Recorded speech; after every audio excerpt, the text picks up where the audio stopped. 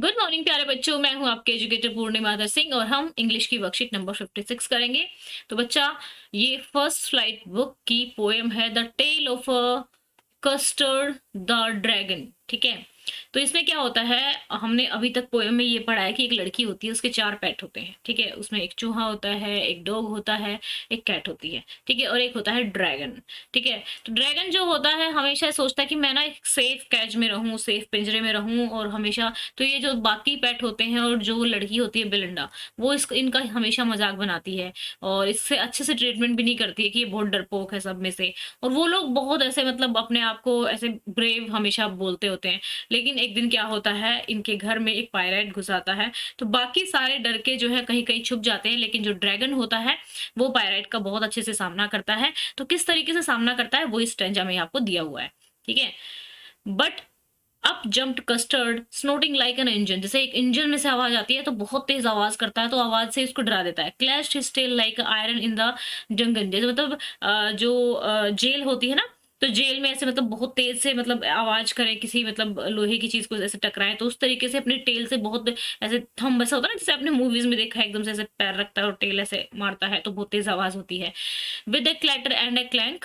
तो यहाँ पे देखो एलिट्रेशन है, क्योंकि सी इधर है, सी इधर है, क्लैटर एंड ए क्लैंक जब सेम सेम वर्ड रिपीट होते हैं एलिट्रेशन आता है आपका। And A jiggling स्क्विरम।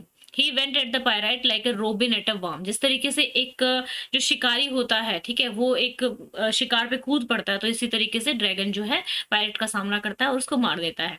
ठीक है, तो चलिए यहाँ पे देखते हैं क्वेश्चन आंसर में क्या पूछा हुआ है। तो पहले क्वेश्चन में पूछा है what did the dragon do when the pirate came for them. जब आता है तो क्या करता है, वो सामना करता है और उसको अटैक करता है। तो चलिए क्वेश्चन कर लेते हैं इसके। What did the dragon do when the pirate came for them? He jumped onto the pirate and attacked him. ठीक है, how did he attack the pirate? He jumped onto the pirate and made strong sound with his nose as if the engine was producing a sound. He attacked the pirate just like a robin bird that attacked the worm. Did Belinda and other pets help him in the fight? Why and why not?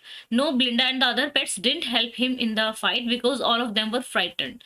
Already वो बहुत fear में थे, डरे हुए थे. Why did he kill the pirate? To save his friends, Custard killed the pirate. Find the example of alliteration from the above. A clatter and a clank. ठीक है, alliteration device same sound आती है, मतलब beginning में same word रहता है।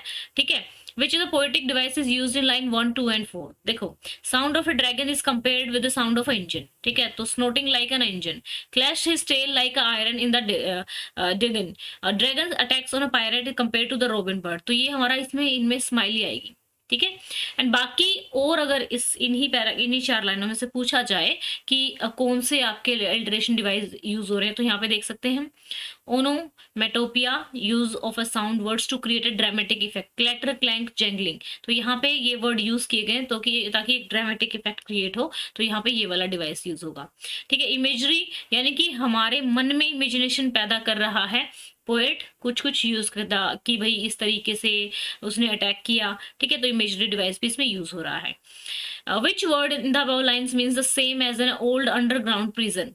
तो जुगन जो होता है ओल्ड अंडरग्राउंड प्रिजन का मीनिंग होता है। How did Belinda and the pet feel when the pirate was killed. जब पायरेट मर जाता है तो उनको कैसा लगता है, वो उनको वो सैड तो बिल्कुल नहीं फील करते हैं। When the pirate was dead, Belinda hugged the dragon and Mustard licked him, everyone become happy and hugged Custard, Ink and Blink started to dance around him. What do you think the pirate would have done if he knew there was a dragon in the house? If pirate knew there was a dragon in the house, he would have never entered in the house. वो कभी भी house में आया नहीं होता, कौन जाएगा dragon के घर में, ठीक है ना? Of all the characters in the poem, who is really brave and why? Of all the characters in the poem, Custard is really brave. When all the other characters that were earlier defined as very brave got frightened, when all of them saw the pirate, they got frightened. Blinda was so frightened that she turned yellow due to fear and started crying for help. Mustard the dog started crying for help too.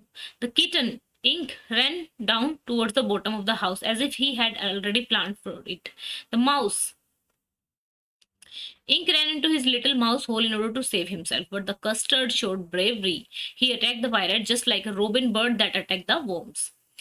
Custard saved everyone's life, did it change their attitude? बिल्कुल उनका attitude change हो गया था। उन्होंने उससे बड़े पहले तो उसको डांटती रहती थी बेलिंडा भी, फिर बेलिंडा उसको हग करती है और जो मस्टर्ड होता है उसको लिक करता है एंड कोई भी सैड नहीं होता है डेथ पे पायराइट के। They all were very happy, both Ink and Blink were running around the dragon in the happiness, all the characters were happy and they were showing their gratitude towards the dragon as he had saved them.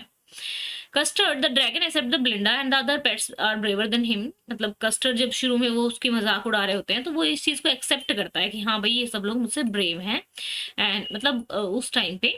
तो which quality of Custard are reflected here? कौन सी quality? Humbleness की quality की भाई ठीक है, Custard the dragon accept that the Belinda and the other pets are braver than him. Humbleness quality of Custard are reflected here, though he knew he was a brave but never boasted it. उसको मालूम था कि वो brave है अंदर से, लेकिन उसने कभी इसको दिखावा नहीं किया। May be he knew when times come he automatically proves his bravery. ठीक है ना, मतलब उसको लगता, और उसको ये भी लगता था कि ये चीज भी शो करता है कि जब टाइम आता है तो अपने आप क्वालिटीज उभर कर आ जाती हैं।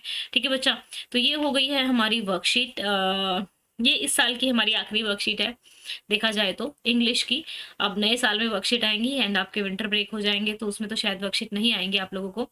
तो चलिए बच्चा, एंड हाँ प्लीज आप लोग अगेन अगेन अगेन अगेन मैं बोलती रहती हूँ आप लोगों को कि प्लीज कॉम्बैट अटेंड किया करो। ये क्विज होता है, अनअकैडमी पे होता है, बिल्कुल फ्री होता है। ठीक है, ये आपकी एनसीईआरटी में से ही होता है। ठीक है, और आप इसको आसानी से दे सकते हैं। आपकी एनसीईआरटी से जब आप क्विज करते हैं तो आपके कंसेप्ट जो है वो अच्छे हो जाते हैं। ठीक है, क्विज करने से। और कोड आपको पूर्णिमा 10 यूज करना है, लिंक डिस्क्रिप्शन में दिया हुआ है। पूर्णिमा 10 कोड यूज करके आप अनअकैडमी पे कोई भी special class, live quiz 10% discount पा सकते हैं। ठीक है बच्चों, सो अनअकैडमी कॉम्बैट स्कॉलरशिप भी आप इसके थ्रू जीत सकते हैं, प्लस का सब्सक्रिप्शन जीत सकते हैं। प्लस का सब्सक्रिप्शन बोले तो यानी कि अनअकैडमी पे जो 2 पेड कोर्सेज होते हैं, प्लस और आइकॉनिक, ठीक है, तो उसको आप फ्री में जीत सकते हैं कॉम्बैट देकर। टॉप 3 रैंकर्स जो हैं उनको बिल्कुल फ्री ये सब्सक्रिप्शन मिलता है। 1 करोड़ वर्थ की स्कॉलरशिप है ये। और रैंक जो है, ठीक है, अगर आपका फर्स्ट सेकंड थर्ड आता है तो आपको मेडल के साथ मेरिट सर्टिफिकेट मिलेगा। ध्यान रहे कोड आपको पूर्णिमा 10 लगाना है जब कोड मांगा जाएगा। ठीक है, लिंक पे जब आप क्लिक करेंगे टॉप 25 रैंकर्स को सर्टिफिकेट दिया जाएगा। अब आपकी क्लास का टाइमिंग क्या है? क्लास का टाइमिंग है 11 बजे। 30 क्वेश्चन पूछे जाएंगे, 45 मिनट में पूछे जाएंगे, तो आप आसानी से इसको दे सकते हैं। दोनों मीडियम में होगा। ओके बच्चा, एंड अगर आप सब्सक्रिप्शन खरीदने में इंटरेस्टेड हैं तो मैं तो कहूँगी खरीद लो, क्योंकि 12 महीने के सब्सक्रिप्शन के साथ 4 महीने का सब्सक्रिप्शन फ्री मिल रहा है। 16 महीने का हो जाएगा और इस 16 महीने में आपकी जो है 11th भी कवर होगी। 10th तो आपकी 2-3 महीने में हो ही जाएगी और 11th का भी आपका पूरा का पूरा सिलेबस आपको करने को मिलेगा इसमें। ओके बच्चा, तो ये थी हमारी आज की वर्कशीट। आई होप सो चीज समझ में आ गई होगी। एंड हैप्पी न्यू ईयर बच्चों, अच्छे से सेलिब्रेट करना, खुश रहना, खूब डांस करना। Bye bye, have a nice day, may God bless you.